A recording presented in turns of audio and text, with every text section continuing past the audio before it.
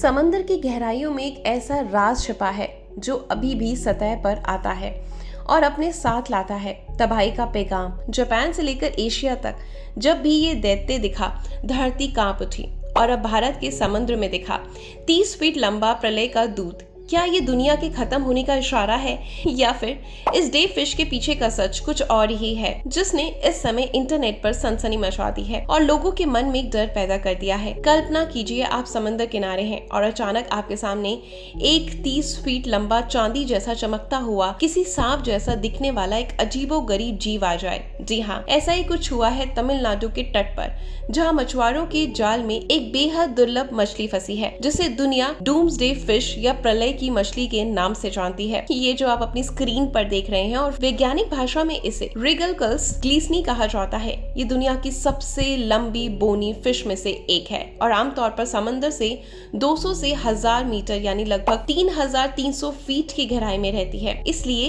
इसे देख पाना लगभग नामुमकिन होता है, क्योंकि ये बहुत अंदर गहराई में रहती है। लेकिन जब भी ये दिखती है तो अपने साथ लाती है कयामत की कहानी।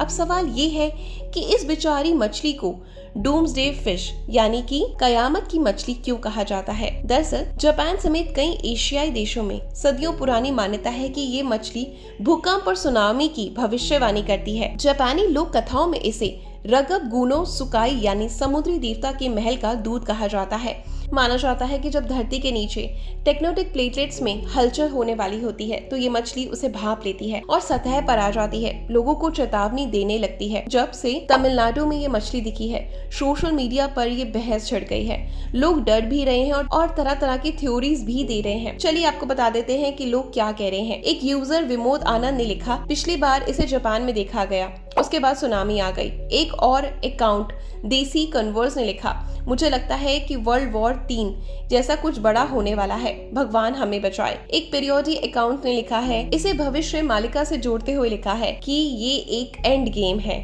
यानी सुनामी जिसका जिक्र भविष्य मालिका में है, या फिर वर्ल्ड वॉर 3।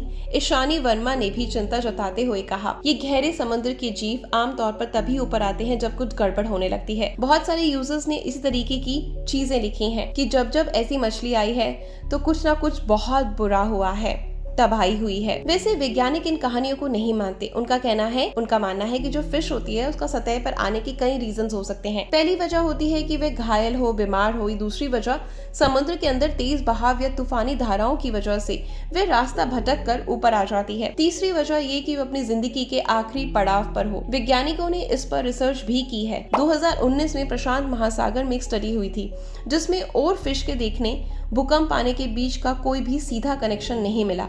भारत के इंडियन नेशनल सेंटर इनको फॉर ओशियंस इंफॉर्मेशन यानी कि डॉक्टर एन राघवेंद्र ने भी साफ कहा था कि और फिश के दिखने और भूकंप के बीच में कोई वैज्ञानिक सबूत मौजूद नहीं है। कहानी ये है कि तमिलनाडु के तट पर एक बेहद दुर्लभ और खूबसूरत जीव देखने को मिला। उनका दिखना किसी अपशगुन का नहीं इशारा हो सकता। समुद्र की विशाल और रहस्यमय दुनिया की एक झलक है।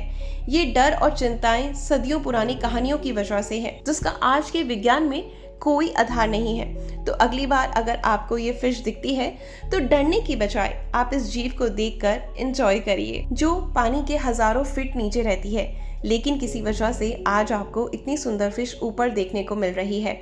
बाकी आपका क्या कहना है? आप उन कहानियों को सच मानते हैं या फिर साइंस को? आप मुझे कमेंट करके जरूर बताइएगा।